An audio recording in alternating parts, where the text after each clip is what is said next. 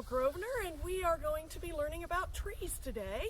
We are going to not focus on leaves because they're not out yet, and the trees have buds, but it's a little difficult to learn them by identifying the buds in the spring because they're starting to leaf out. So we're going to really focus more on the bark of the trees, and we're going to just learn a few. It's easy to start with just a small number, but hopefully you'll learn some tips and tricks that can help you learn your trees. This is the bark of a black cherry, and it's easy to remember because it looks like burnt chips, like burnt potato chips. It's very rough, very dark in color, and so I always remember BC, burnt chips, black cherry. And you have to go way up a black cherry tree before you see any of the first branching out. So, and you can see too, the color of this is much darker than the surrounding trees. One of the things that really creeped me out when I was a kid was hearing about beech trees having eyes. And you can see these shapes on the tree, and they do sort of look like eyes. And I remember years ago I used to be on a trail that had some interpretive signs that told you all about it, and it had this story about the beech trees having eyes. And after I would read that, I would look up and the whole area was surrounded by beech trees, and they were all looking at me, and it just gave me the chills. So sometimes you see neat things in the bark, and this really, to me, looks like Stewie from the Family Guy cartoons, a distressed Stewie on a beech tree. One of the unfortunate things that often happens on a beech tree is carvings like these. The bark is very smooth and soft and easy to do this, but you see what it leaves. These are scars. You can think of the bark as being sort of like your own skin. It does a lot of the same things for the tree. It protects it from disease, and if that looks painful to you on your skin to have someone carve like that, then think how a tree might feel. It certainly is ugly too. It does not make the tree look good, and it harms it. You know, over time, that certainly is going to affect the tree. So this is something that we really should not do. So this is my son Reese showing you his muscles. And we are next to a musclewood tree, which also looks like a flexed muscle. It's actually American hornbeam, also known as blue beech, but you can see how it really looks like a flexed muscle. Very good, Reese. This is a personal favorite of mine. This is a sugar maple. And the sugar maple tree is the one we make maple syrup from.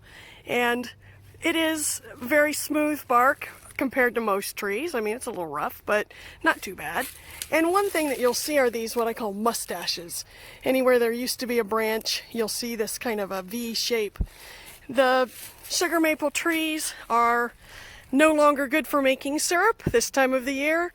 The leaves are starting to come out, and they will hog the sugar that is in that sap. No longer good for making syrup. They say that the sap is skunked. But this is a beautiful tree, and if it were January or February, this would definitely be one that I would want to hang a bucket off of to collect the sap. So one of the really cool things you can do is take an acorn top and make a whistle out of it. And the way that works is you need to hold the acorn top and point your thumbs, your knuckles together, and make a little, kind of like a V shape. You want to make sure that there is no air that's going to come below that spot that you make a V. So it should be a tight seal below there.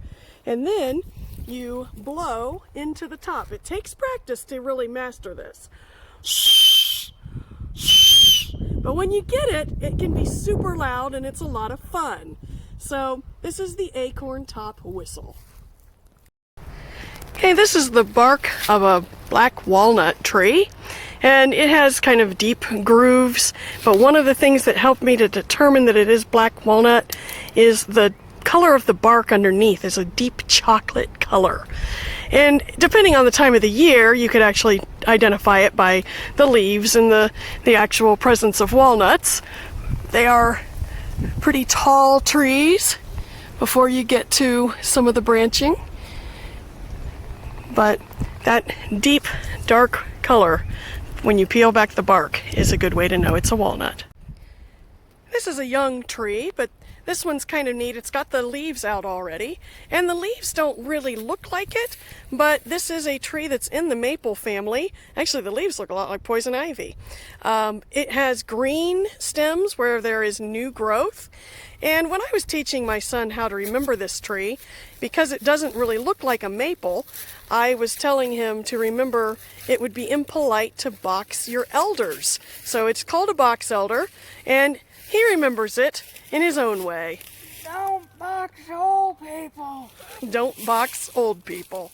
So this is one of my favorite trees, and it reminds me of my favorite cartoon growing up. And this cartoon has been around a long time. It's still around. A lot of kids today even kind of know what I'm talking about. If you look at this tree and look at the bark in particular, it is very shaggy bark. And that's a hint as to what my favorite cartoon is, because there's a character in it named Shaggy. And in case you haven't guessed, my favorite cartoon is Scooby-Doo. Now, Scooby and Shaggy would actually be afraid of this tree because during the warmer months, there are things that sleep underneath the bark. And the things that do that are bats. Now, bats might scare Scooby and Shaggy, but they're actually really beneficial to have. One bat can eat about 1,000 mosquitoes in an hour. That's just one bat in 1 hour. Think what a bunch of bats can do in an entire night. So we really want to protect our bats, and the shagbark hickory tree is a nice place for them, some of them, to shelter during the day. And it also provides hickory nuts, which are a food source for a lot of wildlife. This is an American elm, and what's cool about this is it has squishy bark. It's kind of hard to see, but if you touch it, it is just like styrofoam. It's very, very squishy. Here's a little section of it, and if I break it and you look inside, it kind of looks like an ice cream sandwich. There's some layers of light and dark in there. And again, they are very squishy. My nickname for this is the squishy bark tree. So American elm, really, really fun to kind of squeeze that bark. Squishy, squishy. Now this tree is very easy to identify because of the very large thorns. And you can see those are, quite impressive. And this is honey locust. Those thorns, I always kind of wondered about them because typically you go down the tree, they're not down to the ground, but they start to get thick at about, maybe 4 feet up, and you'll see a large protrusion of them, and then as you go up the tree, there aren't as many. And I always wondered, what was the point, of these thorns? The biggest thing in the woods around here that would that it would need to deter would be white-tailed deer, and they're not that tall. Well, during the Ice Age, these were part of the food source for some of the megafauna, like the woolly mammoths, mastodons, giant ground sloths. They like the seeds. And they would try to knock the entire tree down in order to get those seeds. So this thorn developed as a way to protect itself from those large animals, and it's just something that has persisted with the honey locust. There is no other tree in the forests around here with thorns that big. Now you do need to kind of be careful of them. They are very sharp. I've heard that if one was on the ground and you stepped on it, it could go right through your boot, and I can speak from experience. I actually had that happen once. Not good. And there is, in addition to the pain of being poked by one of these, there's chemicals too that also kind of get injected if you get stabbed by one, so that adds to the level of pain there. Honey locusts will create a really cool seed pod. Here is one, and this one's really curled up. Sometimes they rattle, but this one's been around, it's not really rattling anymore. but the seeds are inside there. That's what makes it rattle. And kind of a funny thing, this one sort of looks like a snake. I showed this to a group of kids one time and they thought it looked like bacon. And when they found out that it rattled, they came up with a great name for them. They started calling them rattle bacon. And I really like that. But this is just the seed pod to the honey locust tree. This is an Osage orange tree, and I'm just showing you the branching. It's kind of all over the place, very gnarly looking. And this is the tree that produces those fruits that people, sometimes kids especially, like to call them monkey brains. When I was a kid, I called them hedge apples. And I actually met a guy one time who called them dragon boogers. And it's kind of cool. These trees are called Osage orange because the bark, which I will get a little closer to here, is orange in color, especially if you peel back a little bit of it. Now, I am kind of being careful coming in here because this is a tree with thorns, and they are short, not as big as a honey locust, but you do want to kind of be careful of that with the branches. So we're going to come in here a little bit closer so that you can see this bark. You can see what I mean about that orange color. And sometimes you'll see the roots of this tree coming up out of the ground. You'll see a bright orange color. That's what this is. And the way these branches curve makes this a perfect tree for making bows for bow and arrows. Now, it's not actually an Ohio native. It was brought here. It's native to the United States, but not Ohio. But it is a commonly seen tree around fence rows. It's a nice, strong tree. Kind of a cool thing too, those fruits, the Osage orange fruits. I was always kind of wondering, why are those around? Because a lot of animals don't like it at all. They avoid it. And I found out during the Ice Age, they were one of the favorite food sources for things like giant ground sloths.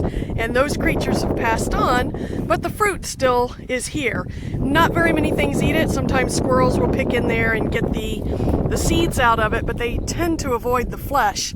Now, there is a myth that this is something you can use to repel spiders. And I say a myth because I've actually seen spiders crawling on them. I've seen webs between two of those fruits and the spiders in the middle. And the funny thing is, a lot of people do believe that, and I've seen places where they sell them as a spider repellent, but don't believe it. This is a sycamore tree, and from the bottom it looks like any other tree. But as you go up, the bark really peels quite a bit and it starts to turn white at the top. And that's just the way these trees are. But there is an interesting story, legend, that gives them the nickname Ghost Tree. It's a Native American legend that there was an Indian brave lost in the woods. He couldn't find water. It was a very hot day. He'd been wandering around for some time, and he was very weak. And when he finally got to where there was water, he was so weak he collapsed. And where he died, the tree grew. And as it grew taller, it turned white at the top. And that's supposed to be his spirit in the tree, showing anyone else who's lost in the woods where the water is. Now, there is no one buried underneath this sycamore tree. It's just a legend, and you want to kind of think of it as being sort of like Casper the Friendly Ghost. It's helping people find the water. And sycamore trees do like to grow near water.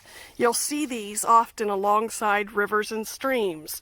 And this one's a rather small one. They can get a lot bigger than this. But the sycamore does have the nickname Ghost Tree because of that light color and because of that story. And that's just the way sycamores are. Here's another view of a sycamore. This one is really showing what it looks like when the bark is peeled off. And it's almost like a camouflage, or almost kind of reminds me of a paint by number. So sycamore trees can get really huge and hollow, but still be alive. And this is an old sycamore that, oh my gosh, I just saw a squirrel.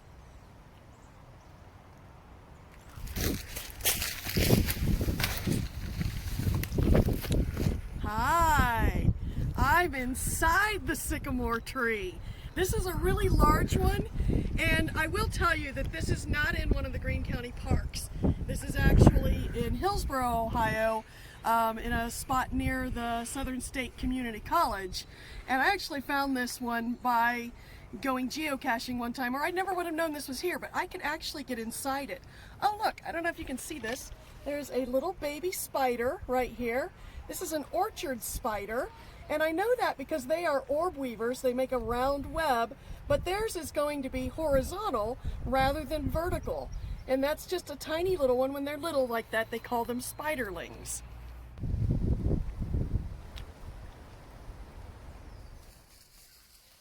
I hope you enjoyed learning about trees in the forest, and I hope that these little things that I taught you will help you next time you're on a hike in the woods.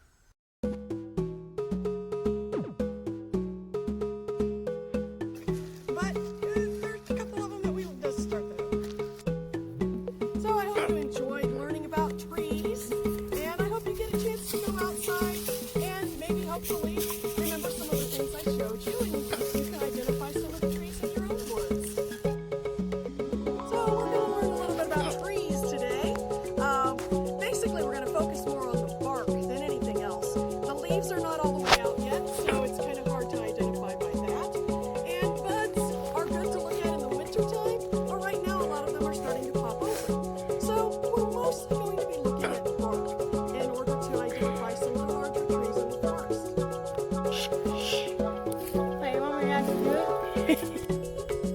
So one of the fun things you can do is get an acorn top like this one, and you can make a whistle out of it.